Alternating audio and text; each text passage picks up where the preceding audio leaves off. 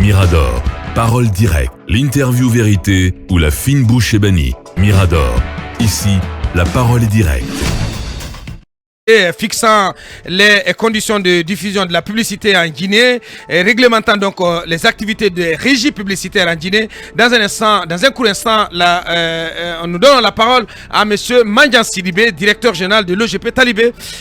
Vous avez préparé ce sujet. Oui, il s'agit d'un arrêté qui, comme on l'a précisé, est venu en retard parce que justement l'arrêté qui jusque-là fixait les tarifs dont devaient s'acquitter les prestataires en matière de publicité a expiré le 31 décembre 2021.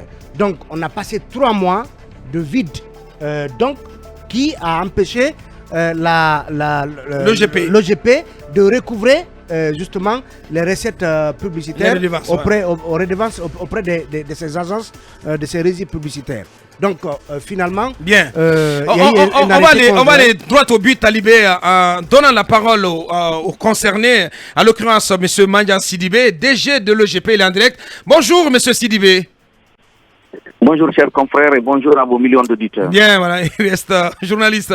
Bienvenue à vous, M. Mandian Sidibé. Question pour lui, Talibé Bari. Oui, cet arrêté, alors que vous l'attendiez depuis 3 mois, a suscité un tollé, en tout cas chez les internautes qui se sont crus désormais obligés, même pour le moindre post sur Facebook, de vous payer 1 million chacun. Éclairez-nous sur cet aspect de cet arrêté.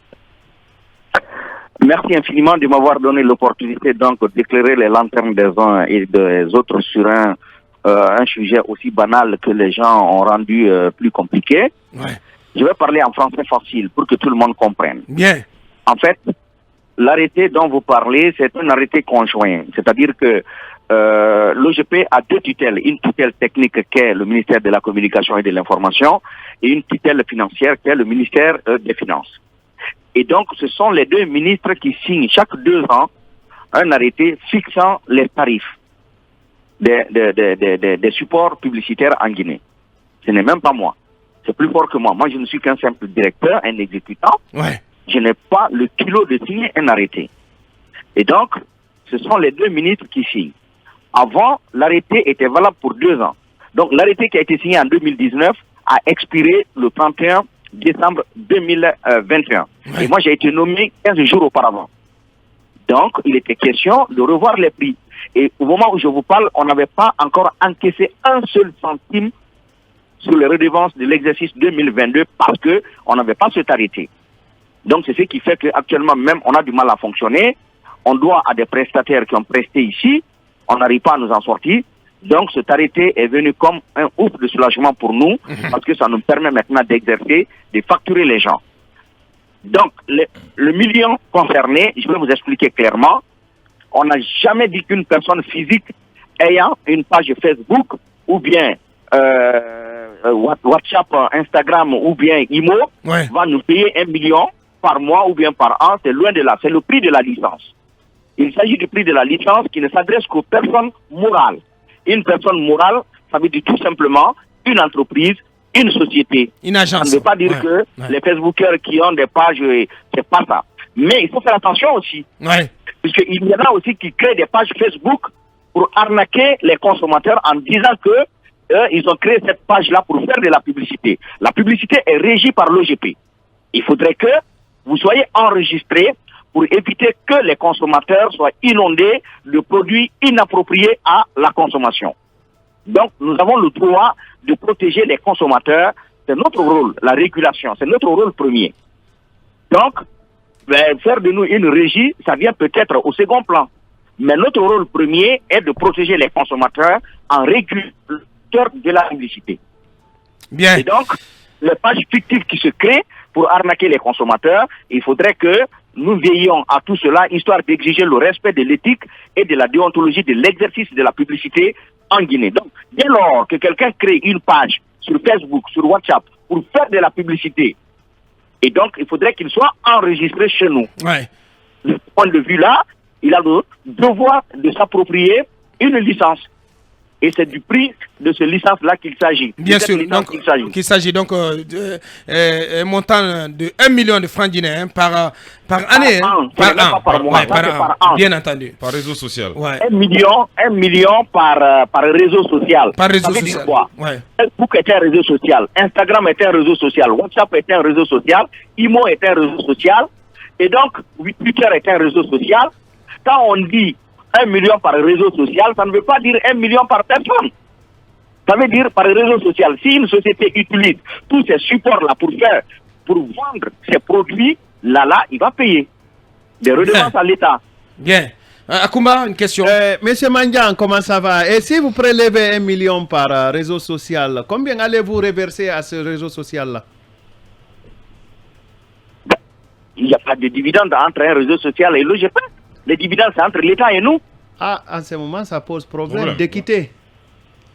Mais comment ça pose problème? Et si vous prélevez au compte de Facebook, il faut bien que vous soyez en règle. Non, mais c'est à l'agence qui utilise le réseau social qui reverse.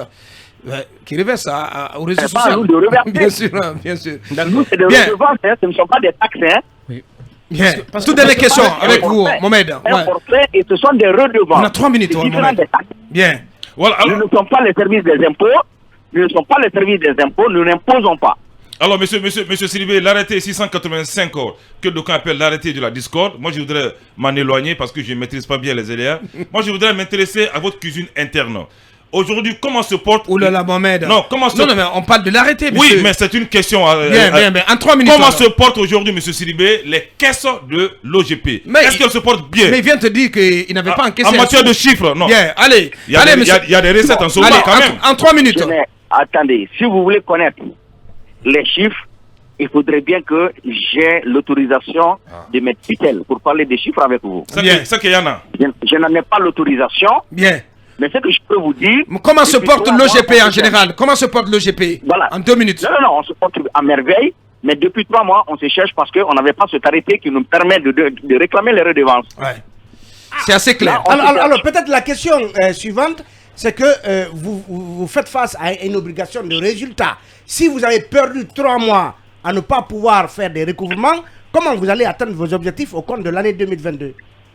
Est-ce que cet arrêté va être rétroactif à la période qui vous a échappé le premier trimestre? Le premier trimestre. Comment ça va se passer?